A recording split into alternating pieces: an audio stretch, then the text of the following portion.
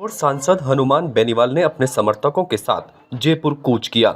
इस दौरान पुष्कर से अजमेर जाते समय उन्होंने प्रशासन और सरकार को जमकर आड़े हाथों लिया। उन्होंने कहा कि भाजपा और कांग्रेस दोनों मिलकर खनन करवा रही है और बजरी माफियाओं को खुली छूट दे रखी है। उन्होंने आरोप लगाया कि सरकार ने बजरी खनन लीज में घोटाला किया है। माफियाओं को फायदा पहुंचाने के लिए अनियमितताएं बरती जा रही हैं। सरकार और कांग्रेस लुका छुपी का खेल खेल रही है और जो जल्द ही जनता के सामने लाया जाएगा। उन्होंने कहा कि कांग्रेस विपक्ष की भूमिका नहीं निभा रही और इस दौरान उन्होंने सरकार की नाकामियों को भी उजागर किया। हनुमान बेनीवाल ने कहा कि 6 सूत्रीय मांगों को लेकर प्रशासन से वार्ता हुई है। एक मुद्दा हमारा ये था बजरी के अलावा बजरी की जो भी इलीगल गतिविधियां हो रही उन पर रोक लगे और इन पर लगाम कसी जाए, इन पर जुर्माना हो, मुकदमा दर्ज हो। गलत रवाना, गलत रसीद बुक छपा के जिस तरह वैध कर रहे हैं अवैध बजरी को, इसको लेकर भी कई मामले हमें दर्ज कराना है।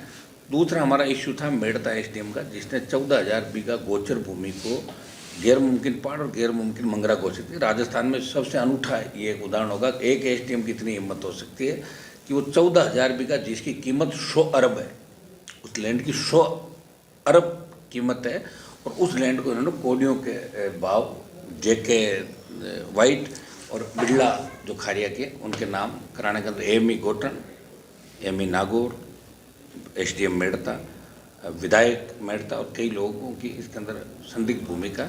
हम उसके खिलाफ कार्रवाई की मांग करते डीवाईएसपी डेगाना के खिलाफ। दूसरे और मुद्दे थे, एक पुष्कर मेड़ता और रास मेड़ता की जो अधिग्रहण हो रही जमीन रेलवे की, उसके अंदर हम चाह रहे थे कि बाजार भाव से इनको पैसा मिले। डेलीगेशन को मैंने अश्विनी वैष्णव जो मंत्री है उनसे दिल्ली के अंदर मुलाकात भी कराई, और अब हम चाह रहे थे कि 20 से 25 लाख रुपए पर बीघा बाजार मूल्य से किसानों को मुआवजा मिले। ये सब हमारे बड़े इशू थे जिनको लेकर हम आंदोलन कर रहे थे। आज हमारी इच्छा थी, सरकार ने हमें कहा कि हम आ रहे हैं, और सरकार ने इसको हल्के में लिया। वहाँ कोई आया नहीं, हमने अल्टीमेटम भी दिया कोई हम आ रहे हैं, बात करें, नहीं आए। और जब हम वहाँ से रवाना हो गए तब हज़ारों गाड़ियाँ और पूरा प्रदेश का नौजवान आज हाईवे पर खड़ा है चारों तरफ। लेकिन जिस हिसाब से हाईवे पर अपन चल रहे हैं, अंधेरा है, सामने से गाड़ियाँ आ रही, कई जगह लोग परेशान हो रहे हैं। लोगों की परेशानी को देखते हुए संभागीय आयुक्त ने हमसे बात करी, जयपुर से भी कई बड़े जो अधिकारी उनके टेलीफोन आए, और अब कलेक्टर एसपी 5-7 मिनट में पहुंच रहे हैं। और चूंकि जिले का मामला है इसलिए हमने बाड़ी घाटी के अंदर, हमारा मकसद ये नहीं कि राजस्थान की जनता परेशान हो, हमारा मकसद ये नहीं कि जयपुर कूच करके हम कुछ वहाँ से हासिल करें। मकसद हमारा ये है कि इलीगल गतिविधियाँ कोई भी करे, वो चाहे अधिकारी हो चाहे माफिया हो, उस पर लगाम कैसे सरकार कसे। और माफिया के खिलाफ संघर्ष राष्ट्र लोकतांत्रिक पार्टी हमेशा करती आई। पिछले 5 साल के टर्म में भी बजरी माफिया का इलाज हमने राजस्थान के अंदर किया था।